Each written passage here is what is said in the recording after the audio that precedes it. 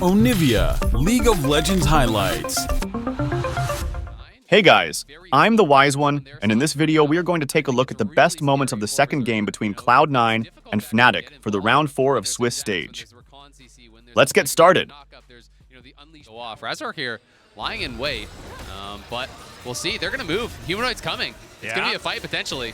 Possible 3v2, but no, it's going to be a 3v3. There's the counter-strike. Scat of the week is incredible by Humanoid, but he's not quite able to finish them off. Razork in so much trouble as Fudge is looking for the kill back, but already M&S has fallen down. Colbert Meat comes through. Blabber doesn't manage to find the flick, and C9, they can't Reveal himself there with the vision plant. So Blabber moving in towards mid. They're going to look for a dive. Yeah, they're going to pull him out with the all-out. Humanoid taking so much damage, and that's just a solo kill. Blabber was there as a cheerleader. It's clean. And now C9 get to fall down, get an early dragon, and still be able to contest this Rift Herald. That's a big swing for Cloud9.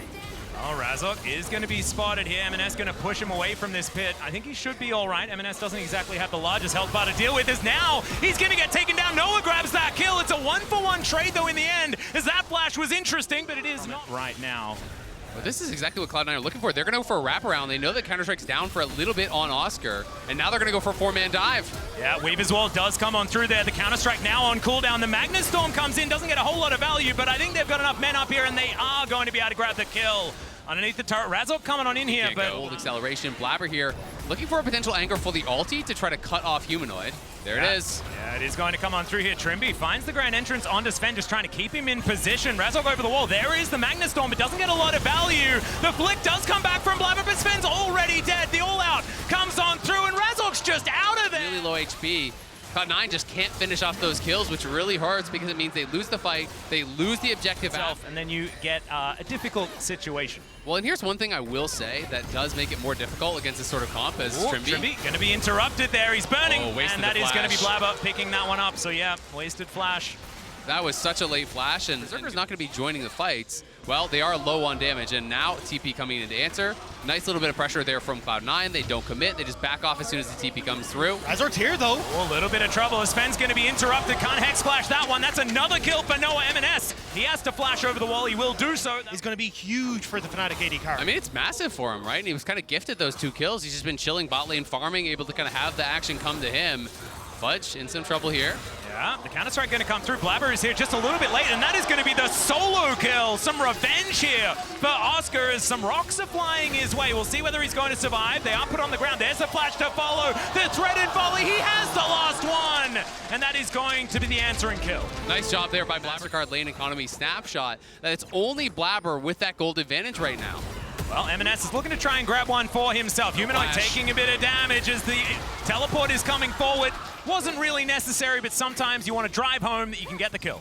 I love how M&S needs spectators whenever he gets a solo kill. It's like, come on, just see what I can do. But on top side as well. Oh, the interruption does come through here as Blabber's going to get ulted. Okay, can the fancy feet actually work out here is the question. The answer is no, but it looked kind of cool for a few moments.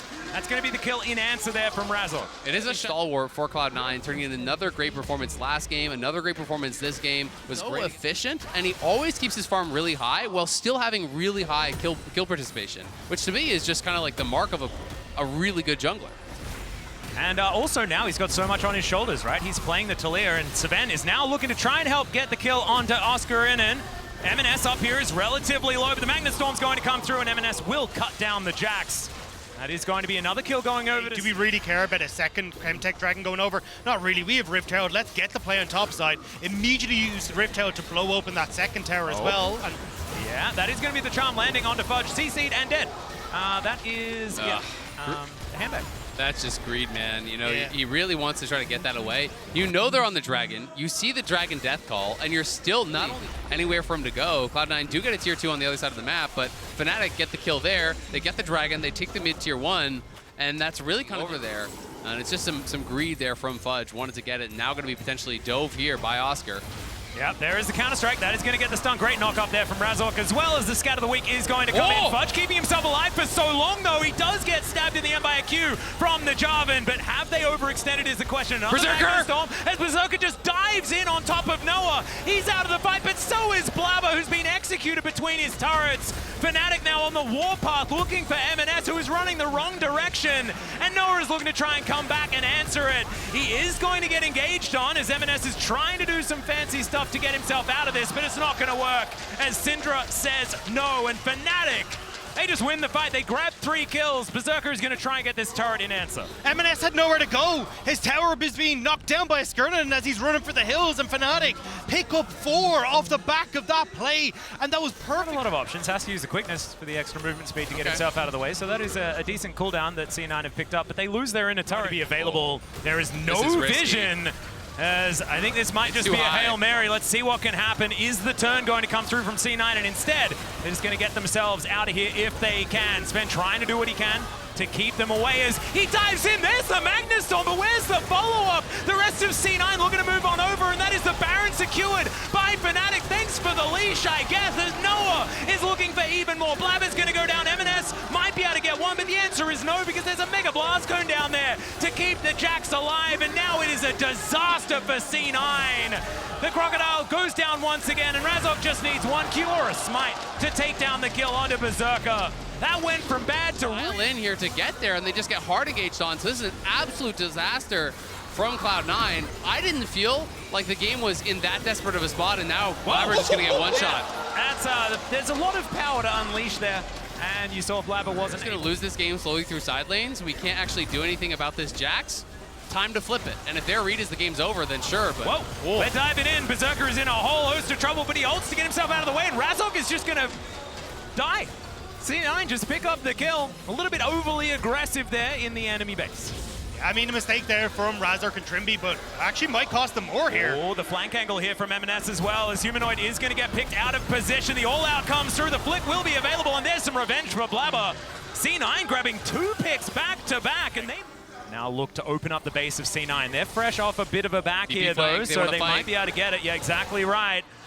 Teleport to come through from Fudge. Here's the last-ditch effort as they dive in. Magnus Storm is decent. They know exactly who their target is. Flash now down onto Humanoid, but Noah is the one popping off. They managed to get the Syndra, but can they actually win the fight is the question. Trimby going to try to get locked down, but it's Noah that's the one that needs to be under control, and it's not going to happen. Fnatic just roll over the top. It's a double kill for Razok in the end, and Fnatic are done with this game, I think. I think they're going to look to end it here. There's low health bars, but big smiles for Fnatic as they'll take down the inhibitor and take us to the game 3. And Fnatic had so much extra control early.